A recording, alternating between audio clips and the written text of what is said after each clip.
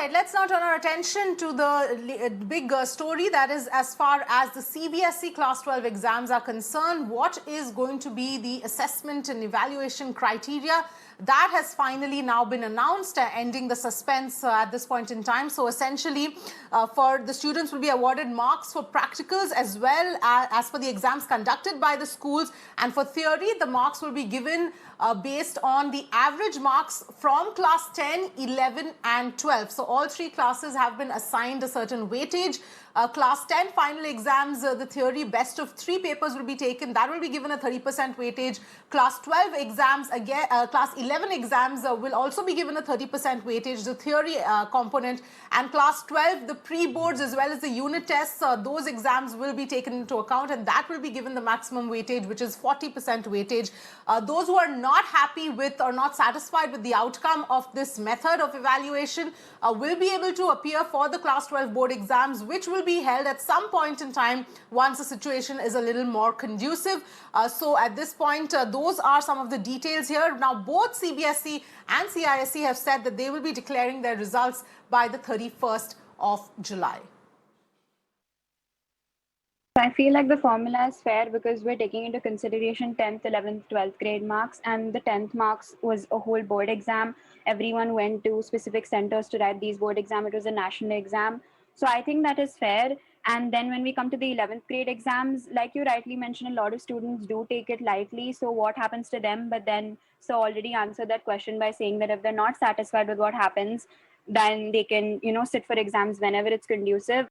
They have given as a 10, 11, 12 marks evaluation process, like 40%. I think they should give more marks in the practical basis.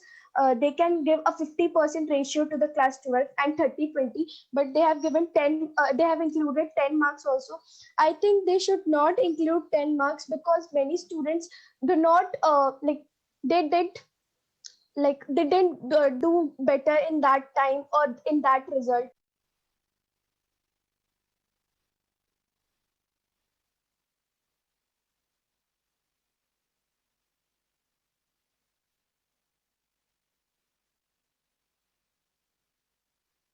In fact, speaking exclusively to Times Network, CBSE exams controller Sanyam Bhardwaj said that students have been given the option of reappearing for exams if they are not satisfied. He further said that the assessment criteria has been kept in a way so that the students are at an advantage. Criteria is very, very simple. We have taken into the consideration the comfort of the teachers, schools, and moreover the students only. We are giving them the best result of the past 3 years, and the performance of the student in class 10th, 11th and 12th. And based on these 3 performance, we will just prepare the result and match this result with the result of past 3 years, which is the best one. And the school have been given a lot of liberty, and we are trying that all the help should be extended to all the schools also, so that they would be able to calculate the result as soon as possible. So, but the students might not be very happy with this evaluation process because they were not ready with the fact that 10th exams or 11th exams were being used to judge them on class 12. And for example, there are a lot of students. Generally, they don't take class 11th very lightly. They take it very lightly, and it's a very chill class for them. So how about taking 30% of their entire weightage from class 11th? This is some kind of dissatisfaction which the students will also face. No, I would say to the student that there is no need of any dissatisfaction.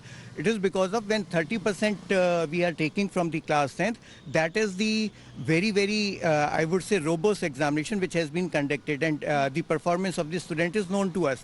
And what more we are doing, we are providing the best mean of the best of the 3 subjects. So these marks will be given to each and every subject. There is a possibility that the student might not have performed well in one subject in class 10th. But what we are doing, we are finding out the mean of the 3 subjects, and then this mean is awarded to all the 5 subjects, and then we will take this advantage or this performance to the class 12.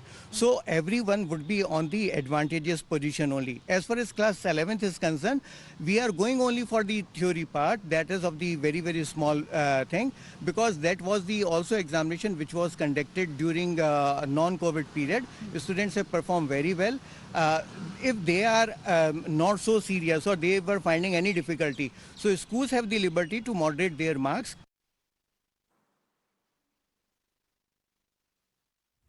All right. In fact, let me go across to Amita Vatal of Springdale School, who's joining us at this point in time. Thank you so much for joining us. What is your first reaction to this entire system of assessment?